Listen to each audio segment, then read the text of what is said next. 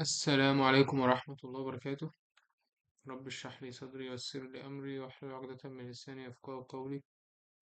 هنتكلم النهاردة عن أمر جديد في موديل إنجليس، اللي هو سويفت بلند، اللي هو بيجمع بين سويب وبلند.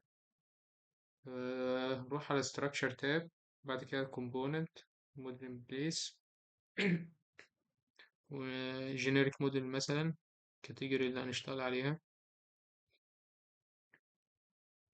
وبعدين أسميها أي حاجة جينيريك موديل ماشي تمام.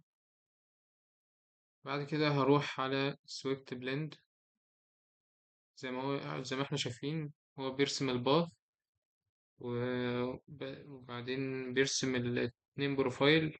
آه، والاتنين بروفايل دول الباص بيجمع ما بينهم.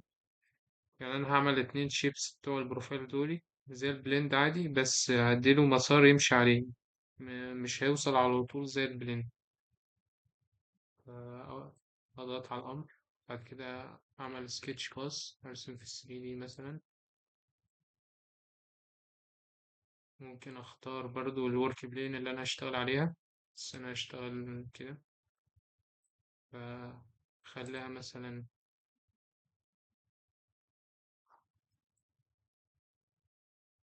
خليها تبقى ارك. بعد كده اقول له تمام ماشي. بعد كده اعمل سيلكت البروفايل الاولاني، هلاقيه البروفايل الاولاني اللي هو الازرق. بيبقى لونه ازرق، اللي هو اللي تحت هتلاقيه نور ازرق تاني اخضر. فانا هشتغل على البروفايل الاولاني واعمل edit بروفايل.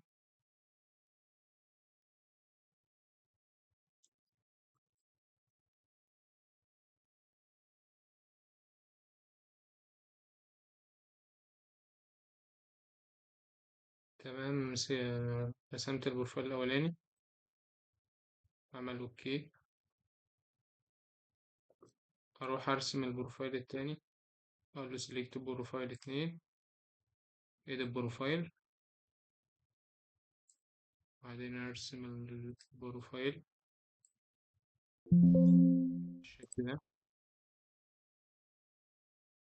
بعدين نقول له تمام اوكي. فلاقيه عمل لي السويفت بلند بتاعتي. اقول له فينيش موديل، وما انساش اغير الماتيريال بتاعتي اللي انا عاوزها edit in place، واغير الماتيريال بتاعتي، اعمل سيلكت على element، وبعد كده اغير الماتيريال من هنا. لو عاوز اغير في السويفت بلند في الاتنين بروفايل والباص اعمل edit، ولو عايز اغير في الباص اضغط سكتش باص، لو عايز اغير على البروفايل الاولاني او التاني اضغط عليهم. وبكده يكون خلصنا فيديو النهاردة، والسلام عليكم ورحمة الله وبركاته.